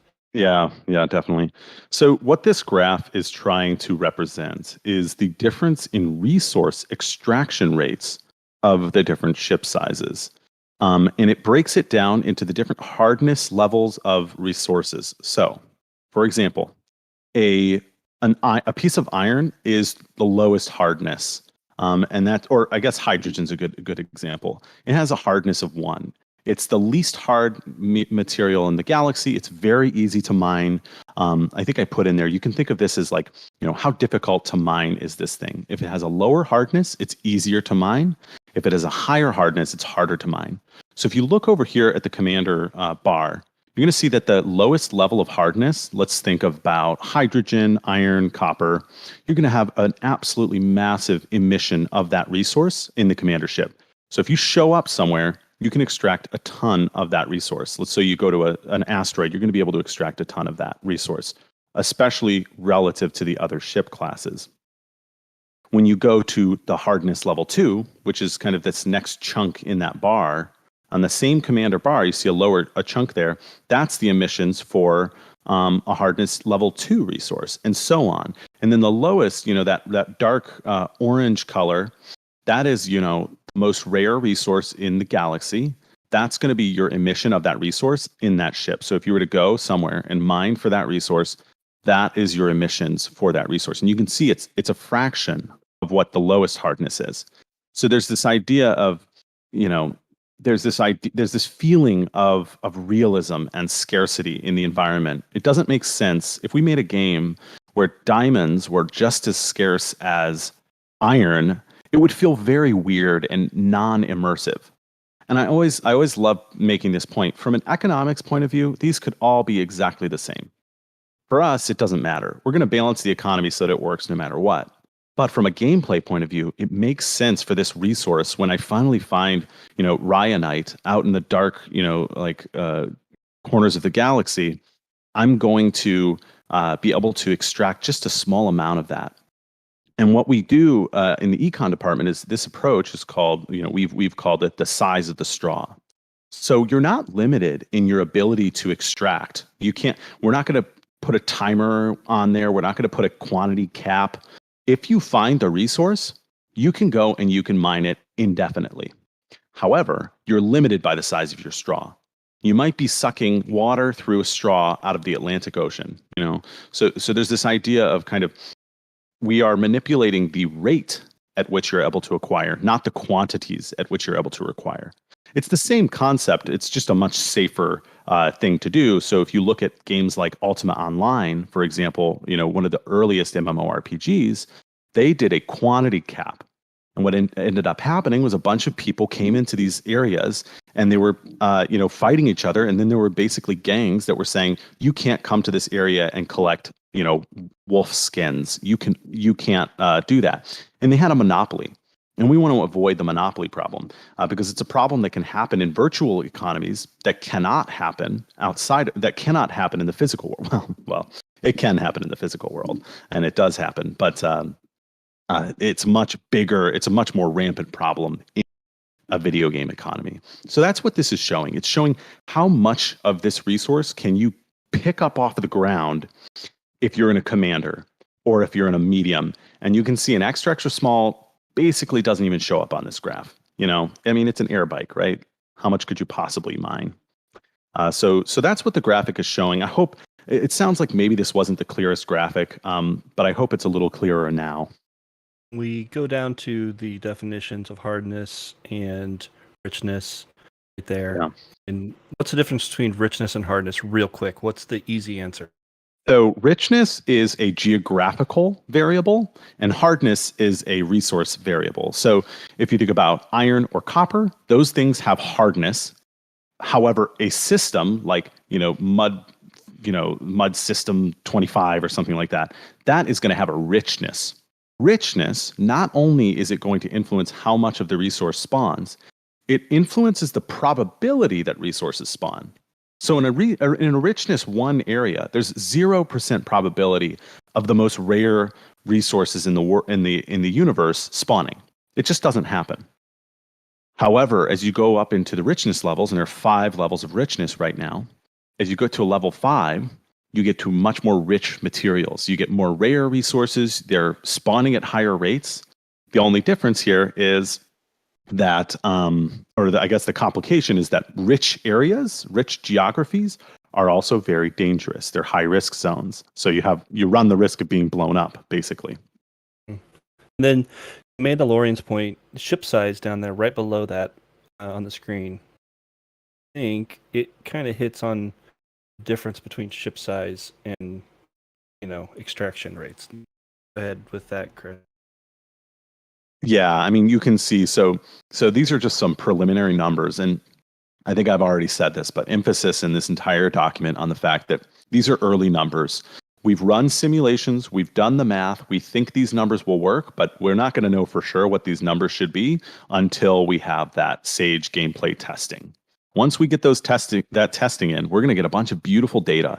We're going to adjust our levers, and the entire economy is just going to immediately spawn from our just changing those numbers. You can think of it like a spreadsheet when you change. If you have a huge row that's a function of one variable, you change that variable and it changes all the different numbers in that row or column. It's the same thing here. So anyway, with that caveat out of the way, yeah. So you can see here, I see a Thimble air bike is going to probably yield about 6 units of iron every second. Well, the Rainbow Arc, which is a large ship, is going to pull in. Or Rainbow Arc, is that capital? No, that's large. Is going to pull in about 200 per second. So that's kind of the role that ship size is exponential in productivity. It's just not as exponential as like Atlas emissions. Atlas emissions are more exponential. Yeah, we're gonna go to 11 real quick. Thor, you're in. We'll get you signed up over in the voice chat, and then all I'll say is on Karlich, sorry. Really quick, man. Mobile's coming. Michael's already dropped that out there. Details, we're kind of in the hush zone right now, but yeah, we intend to work on what we call an Econ 2.0, where we integrate the economies of mobile and Sage and UE5, what you guys know as the showroom currently, and build the economies to interact with each other and expand into the future to the game that we all kind of imagined a year ago gets delivered sometime in the future. But those are the answers I've got right now. Let's, Chris, talk about Sage resource scarcity visualization. What does this mean, man? Yeah, so I think the term balancing an economy comes up a lot in game design and in the video game industry, period. And I think everybody has an idea of what it means, but maybe they don't know exactly what it means. So what I've done here is I've given a little visualization to show you what it means to balance an economy. So we've got 2 resources all the way to the left here. And you could think of this as iron and copper. And so you've got, it looks like so we got spawn, that should say spawn 1. Oh yeah, spawn 2 resource A and spawn 2 resource B. So our economy is spawning 2 of these resources every period or whatever it is, right? So you can think of this as going to a planet, going to an asteroid, mining for iron, you get 2 iron every time. Or if you're doing resource B, you're getting 2 copper every time. Now, at the next stage, in the use stage here, it says for the resource A line, which is the top line, it says use 2 of these. in the economy, use 2 of them. And in the bottom line, it says use 1. When this use, word, it basically means these are being used in the economy. So you can think of this as iron. Okay, I'm going to go turn that into R4 and I'm going to use it to fuel my ship. So that I use those 2 iron that I got in exactly the proportion as I'm getting them. So I'm using it as a function of my getting. So what comes in goes out and they're in perfect equilibrium because this use 2 is a function of spawn 2. And that's how we do this entire economy. Everything is a function of the production of each of the ships. So that way, the whole entire economy is guaranteed to be balanced. Now, obviously, it might feel weird or it might be awkward, and there's certainly going to be issues. But from a mathematical point of view, it's technically balanced. So we don't have to worry about this imbalance because we've made it so that anytime something spawns 2, it uses 2 also. Or maybe it uses 1.5 and there's a teeny bit of surplus in the economy. A little surplus is okay because you can use that as a reserve if there's a big explosion, or you can use it, for arbitrage, stuff like that. So we do want a little bit of surplus. In this bottom line, you see I only use 1 of resource B. So one of those resources goes to surplus 1, and one of them goes out to the economy. And what this is basically emphasizing is that if we were to do this a million times, surplus 1 would grow and grow and grow. And this is what people talk about when they talk about asset inflation in crypto games. Whereas the surplus for resource A, 0. And it will always be 0 because we're perfectly using it. So we don't have this inflationary problem. And inflation is not the right word in this context, but you know what I mean. We've got this issue where the number of assets are growing and growing because they're not being used properly. We've got some really fun, cool simulations that I'm hoping one day we'll be able to share with the community, especially once Sage comes a little closer. But that's kind of what I'm talking about when I say resource scarcity and resource usefulness. Scarcity is how often it spawns. Usefulness is that second, uses, and that's going to ultimately determine, how the ultimate scarcity of something in the economy. Is it used a lot, and is it popular? And I could go on and on about that, but I'll stop because I know we're running up on time. Yeah, let's go to the mechanisms of fuel cost graph across various fuel burning actions, and maybe cover this pretty quick there, Chris. Yeah, for sure. So this is emphasizing, and this is only for the fuel R4 resource. So this is fuel. This is literal fuel, which is an R4 resource, and it's showing us each of these lines is a different burn rate for across all the different ship class sizes for specific actions. So the red line is the cost of a combat encounter for fuel. And this is particularly, I think, like an open space combat encounter. So this is telling you, just look at how, first of all, the R4 burn, you'll notice measures very similar, follows a similar line as the production in the graph above. But you'll see that combat is more expensive than warping one Atlas unit. So if you were to do a warp of 10 Atlas units, you just multiply that blue line by 10. You just raise it up 10 times. And so you can kind of see there that the exit planet atmosphere in green, that's the cheapest action here. And then in white is the baseline fuel emission for that particular ship class. So if that ship class were to focus only on fuel production, that's how much they'd be able to create. So you're going to see here, it takes a bunch of fuel production actions to be able to afford a combat action. So as a player, let's say I want to do a combat action. Well, I'm going to have to mine up a bunch of R4 for like 20 minutes before I can do that 1-2 minute long encounter, just because it's such a costly action. Or I can pay somebody on the secondary marketplace for that fuel and not have to worry about it. And so then on the bottom here, we just have the different action types in the game, and then the different resources that are burned during the action, and then kind of a relative cost. So you can see in the middle is combat encounter, and that burns fuel, food, combat, and ammo. That is the most costly action in the game, and it has the highest relative cost, but it is the highest reward. You get LP, XP, and resources when you commit to a combat encounter. Chris, you're doing an awesome job, by the way, man. Let's move down to 17. and I think it was maybe Siggy, maybe Andre from the club had asked us maybe go through this the Atlas earnings and the functions and kind of explain how these really complicated looking formulas are really not that complicated once you break it down. So could you do that for us real quick? Yeah. So somebody on Twitter pointed out, like, hey, you don't define Atlas_faction or Atlas_I here. And that's a really good observation, because that's actually the complicated part. The only thing that this equation is saying is that you get a chunk of the Atlas emissions for your faction in the period equal to, proportional to, your contribution to LP. Now, LP is the critical part. If I'm an extra small, do I get the same amount of LP as a commander? That's no fair. For the commander, it's not fair. Likewise, how big is this Atlas Atlas faction chunk of Atlas? How much is that? So the Atlas faction there, that term is TBD. We need more data. We need more information from the actual Sage environment to be able to tell, what that exact number is going to be. We have an idea of what it's going to be, but we need to see some data before we give a number there.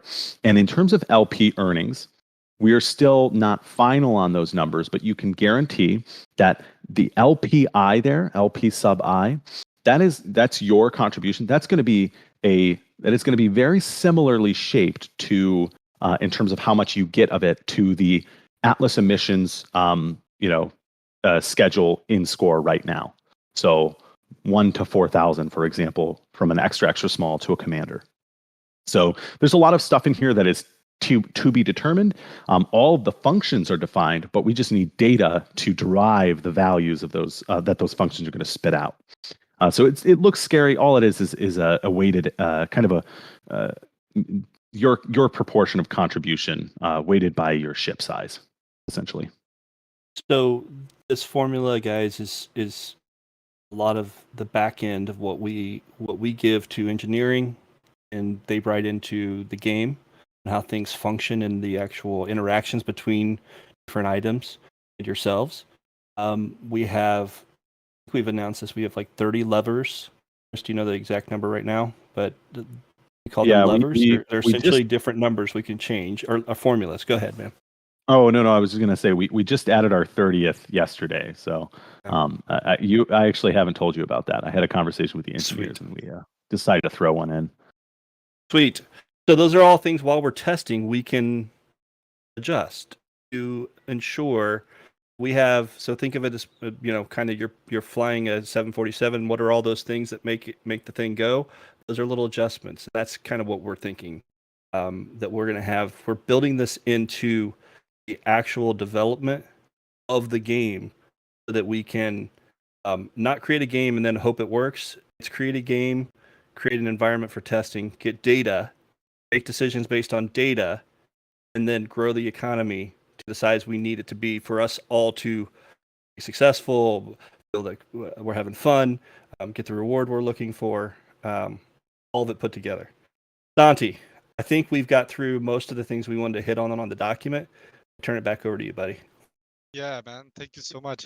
Let me tell you, this is awesome. Thank you so much, guys, for coming to the Brew and explaining all this. Chris, man, it's incredible all the things that you guys have on your minds and that you're thinking about here, and it's also awesome how you explain it, because if we don't have you guys explain all this, like me just reading it, man, I just struggle to understand. So I bet a lot of people are in the same situation as me. So thank you guys for coming.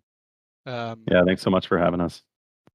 Yeah, of course. Awesome. We have 10 minutes left. Do you guys do you want to take 1 or 2 questions? Yeah, we can take 1 or 2 questions, and then at the end, I want to announce how much a Titan is going to produce an Atlas per day. Awesome.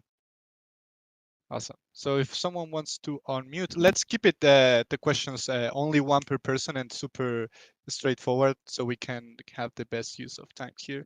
So if someone wants to unmute now, just go for it. Yeah, I have a question if I can. Yeah, go for it. In the document, I see that you calculate everything about the chip size. That means that the same chip size has the same ratio, no matter the cost. I mean, because in the same ratio, we have really different of cost. I don't know if I own. So are you talking kind of the fact that like even though a ship might be the same size, one of them is a cargo ship and one of them is a mining ship? Is that kind of what you're talking about? No, I'm talking about a large chip that can cost 30K and another that costs 5K. They produce the same if they are the same size, no matter the difference in the cost. I think he's maybe talking about primary versus secondary cost of ships today, Chris, and that you could get a good deal today on a secondary on some ships. So whether you paid 30,000 or you paid 5,000, in Sage, the ship is just going to operate how you operate it in the game, and you're going to decide what activities you do, and through your trial and error, your estimations of what you want to do in the game, how much time, how much effort, how much success you have, how much you work with other teammates, all of those things in Sage, because it's more of a free market, wage based, as Chris pointed out, economy. Like it matters what you do, whereas score is just a constant reward daily as long as you keep chips. I think he's not trying to say, he's trying to say if there's two commander ships, if you've got one that's original price is 30,000 opposed to one that's 100,000, will you still earn the same amount? I think that's what he's trying to say. Yes, thank you.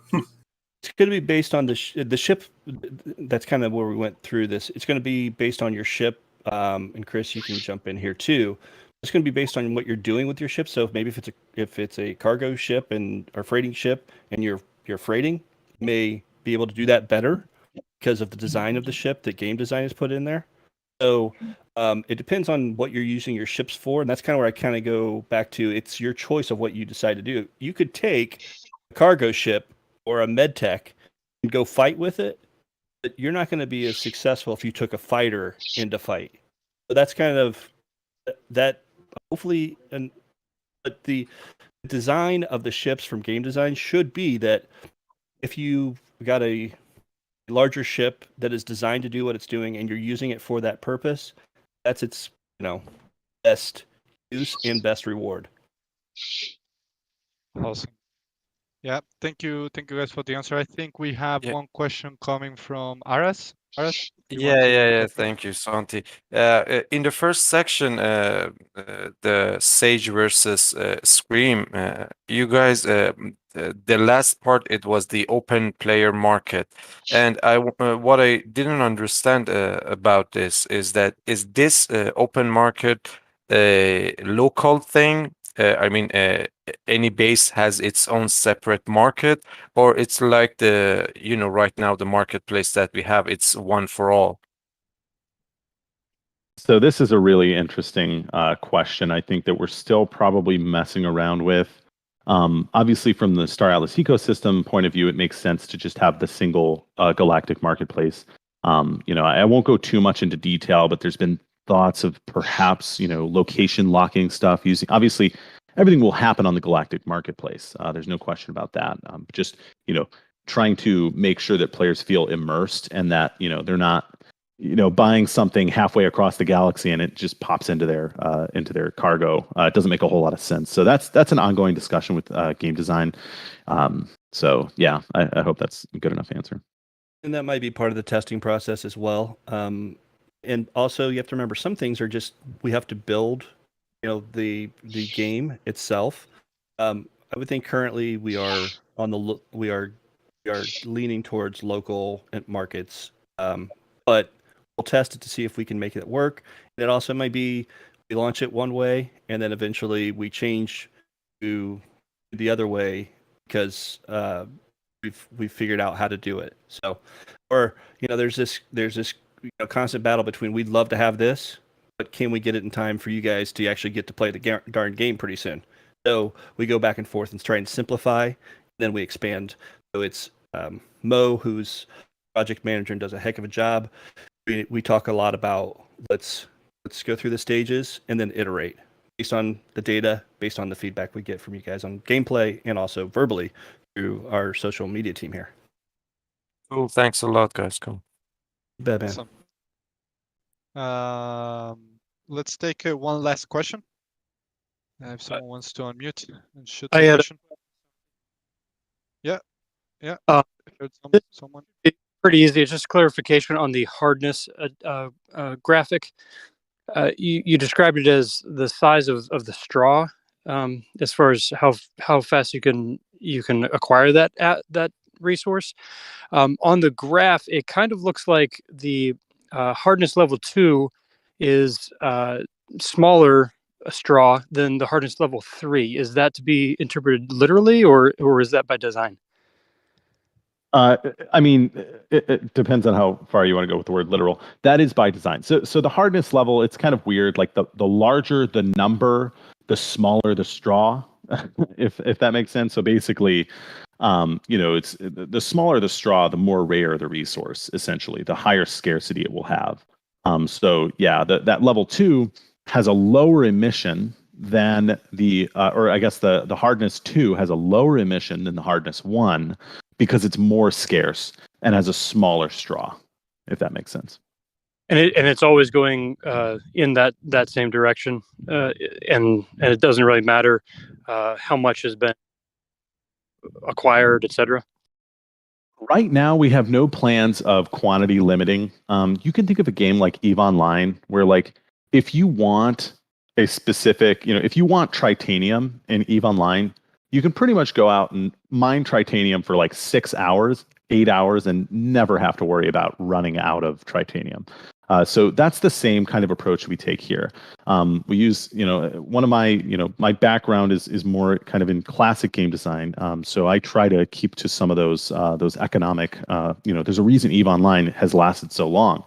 It's because it has a very good economy. So anyway, yes, the long answer to your question. Thank you very much. Awesome, guys. So we are already at 2 hours for this brew. I'm sure the guys will be down to join a next one probably. Not sure when, but we can coordinate that with Eric. I'm always bothering Eric in his DMs, so don't worry about that, guys. I got it. And I think it's a good moment to close. Again, Chris and Eric, thank you so much for joining. But I think Eric, you had one last little alpha, right? Yeah. Call it little. Yeah, not much little about this one. Thanks for having us, guys. Number one, and number two, good job, Chris, on some of the details there. The Titans are going to have 185,000 per day. 85,000 per day on all of the Titans will be the emission that they would receive. So if you're collecting your buddies and going for it, we support you in every way, shape. We love this community.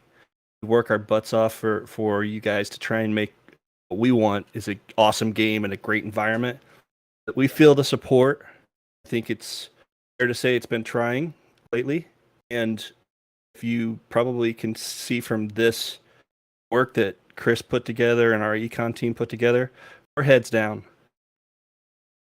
We're heads down. So that is the Atlas per day. We're working our butts off, and we hope that you guys will continue to support us like you have, and it warms all of the team's heart, and it means the world to us. So thank you. Awesome, man. Thank you so much for sharing it here, and I'm sure you will get. I see it already. You will get some questions on the econ team, on the econ chat here in the server. So you might want to check it out, Eric and Chris. So, but again, thank you so much for joining, guys. If you want to follow Eric and Chris on Twitter, I just posted the links to their Twitter profiles in the chat, so you can go and follow them if you, I don't know, if you want to be updated on econ related stuff about Star Atlas. And yeah, just one more time, thank you so much, Chris. Your explanations were awesome, and thank you so much, Eric, for guiding us through, together with Chris, through the whole document. And it was awesome. We learned a lot. So thank you, guys. And yeah, hopefully we can get you again soon here. Yeah, Thanks so much. absolutely. Absolutely. Awesome. So thank you, everybody. This was the Atlas Brew number 40, the longest brew ever, 2 hours. So thank you so much for joining, and power to the people. And see you guys. Thank you very much.